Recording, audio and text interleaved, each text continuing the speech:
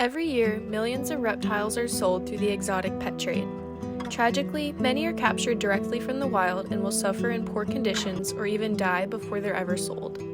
In this video, we'll explore the hidden costs of reptile ownership, especially through the lens of countries like Indonesia, one of the world's top exporters of wild reptiles.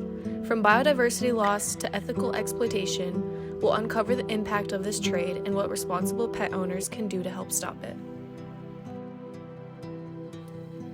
The reptile pet trade involves the global buying, selling, and keeping of reptiles as pets. This includes both animals bred in captivity and those taken directly from the wild. While reptiles may seem like low maintenance or exotic companions, the scale and diversity of species being traded has become a growing concern. High demand often leads to unsustainable harvesting from wild populations, putting many species at risk of decline or even extinction.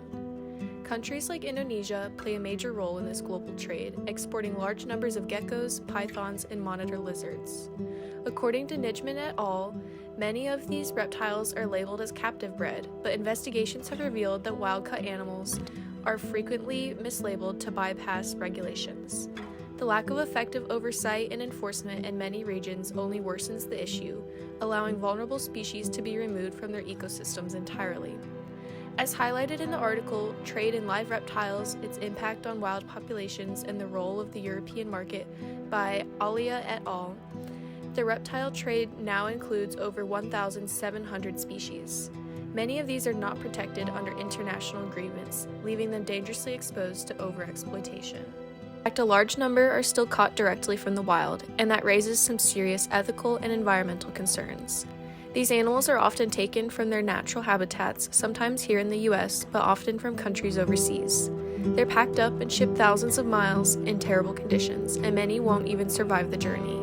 According to Nijman et al., a lot of reptiles exported from Indonesia are labeled as captive bred, but investigations show that many are wild caught, just mislabeled to get around the rules. The impact of the pet trade extends far beyond individual animals. When reptiles are removed from the wild, it disrupts entire ecosystems. Every species plays a role, be it controlling pests, pollinating plants, or serving as prey or predator. Removing large numbers of reptiles, as is often the case, can trigger a chain reaction of ecological imbalance. One example is Indonesia, home to a rich diversity of reptiles now under threat from overharvesting, particularly of species like the blood python. On the flip side, when pet owners release unwanted reptiles into the wild, thinking they'll be fine or go back to nature, the consequences can be just as damaging. Take the Burmese python in Florida, for example. Thousands now thrive in the Everglades, outcompeting native predators and wreaking havoc on the local ecosystem. The result is disrupted food chains. Even reptiles born in captivity face serious welfare risks.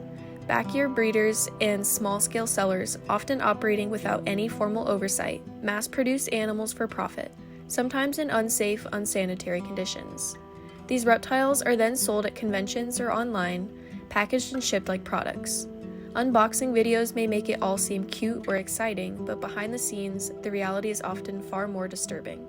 Were these animals bred responsibly, or just for clickbait?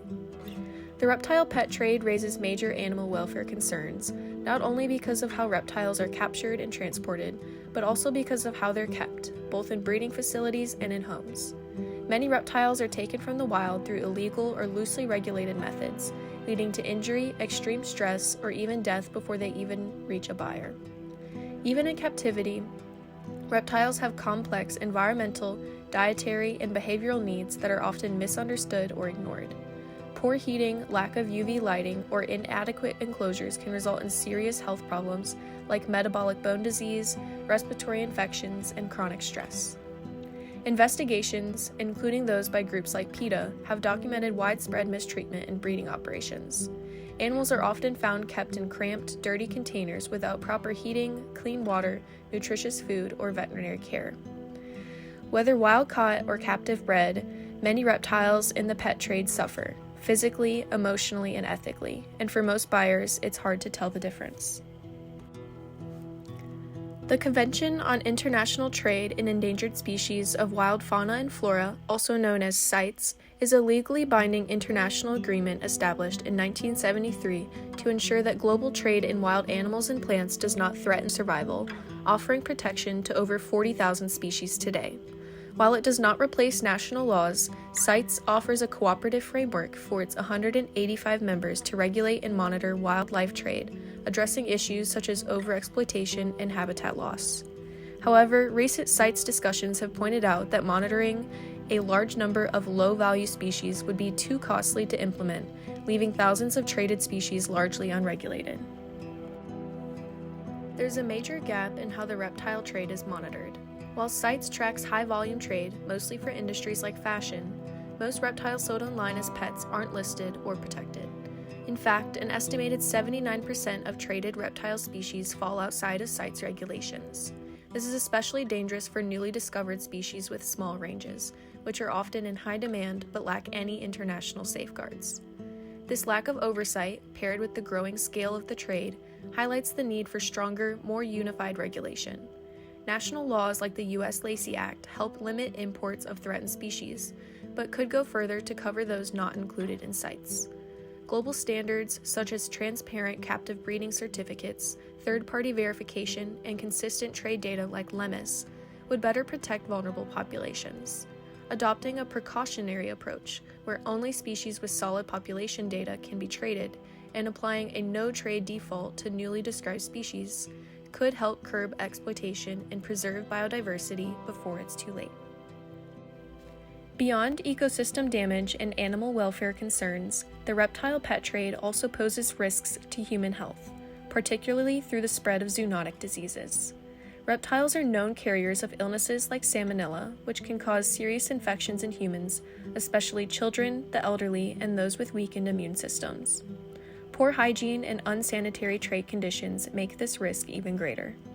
Other potential diseases include campylobacteriosis, a bowel infection, and leptospirosis, which can lead to liver problems and other serious complications. Another significant impact of the reptile pet trade on humans is its socioeconomic consequences. In regions where reptiles are harvested from the wild, the trade can have far-reaching effects on local economies.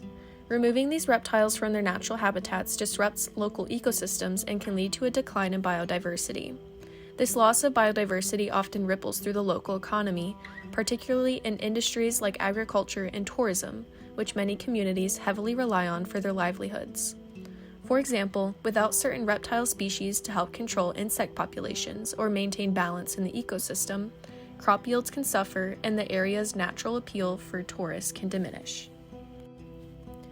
Moreover, the illegal reptile trade, which plays a large role in the global market, is often intertwined with organized crime. This connection not only fuels corruption, but also weakens the effectiveness of local governance and law enforcement. As illegal wildlife trafficking grows, it diverts attention and resources away from addressing more pressing societal issues, like public health and education. This creates a cycle where vulnerable communities continue to struggle both economically and socially, while illegal activities go largely unpunished. So, what can you do? If you are thinking about getting a reptile or even already have one, always do your research. Choose captive bred reptiles from ethical breeders. Never release unwanted pets into the wild. Support conservation efforts for reptiles and always spread awareness. Reptiles aren't starter pets and they take a lot of commitment and time. Reptiles may be quiet, but the impact of the pet trade on them is anything but. Behind the colorful tanks, the viral videos, and pet store displays lies a darker reality: exploitation, suffering, and vanishing biodiversity. The choices we make as consumers and as caretakers have real consequences, not just for individual animals, but for entire ecosystems and economies around the world. But there's hope. By educating ourselves, supporting ethical practices, and pushing for stronger regulations, we can help build a future where reptiles are respected, protected, and preserved, not just packaged and sold without any accountability. Because in the end, conservation doesn't start in the wild, it starts with us.